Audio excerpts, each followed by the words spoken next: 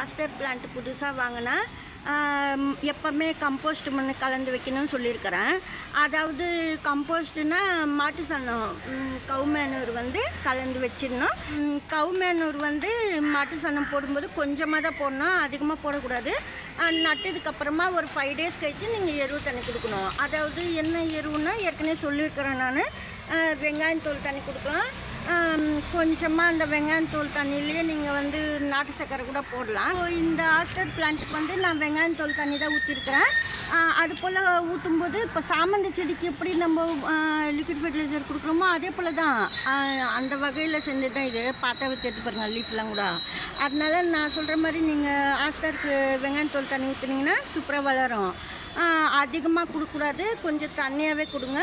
தண்ணியும் அதிகமாக ஊற்றக்கூடாது. இப்போ மழை வந்ததுன்னா நம்ம அதிகமாக தண்ணி கொடுக்கக்கூடாது. ஒரு நாள் ஃபுல்லாக விட்டுட்டு மறுநாள் தான் தண்ணி ஊற்றணும். இன்றைக்கி ஃபுல்லாக நான் தண்ணி ஊற்ற மாட்டேன். நல்லா சாயில் ஈரமாக தான் இருக்குது, அதுக்கு சொல்கிறேன் நான். அதே சமயத்தில் பூ இந்த சைஸில் வருது. நீங்கள் பூவை கட் பண்ணிடணும். சீடு வேணும்னா மட்டும்தான் பூ அதில் விடணும். அது கூட சில டைமில் பூ மேலே வண்டு இது போலலாம் உட்காரும், பாலினேஷன் ஆகும்.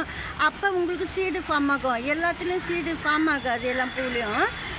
எதுக்கும் சப்போஸ் நம்மளுக்கு சீடு நல்லா வரணும்னா நீங்கள் இந்த பூவில் கூட பாலினேட் பண்ணலாம்.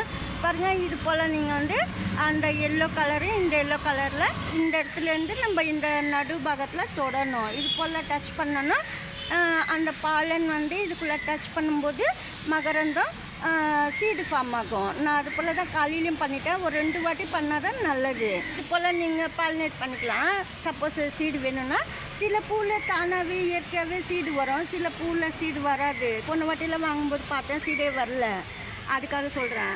சப்போஸ் சீடு வேணும்னாக்கா இது போல் நீங்கள் பாலினேட் பண்ணிக்கலாம். சூப்பராக சீடு வரும். ஆனால் நல்லா காஞ்சி போகணும். இத்தனை பூ இருக்குது, நீங்கள் ஒரு 2 பூ இது போல் பண்ணிவிட்டு இந்த இடத்துலலாம் நீங்கள் கட் பண்ணிடணும். அப்போ தான் இங்கெல்லாம் பிரான்ச்சஸ் போடும். ஆஸ்டர் அப்படியே விட்டிங்கன்னா வளராது, அதுக்கு சொல்கிறேன் நான். இந்த வீடியோவில் தான். தேங்க்ஸ் ஃபார் வாட்சிங்.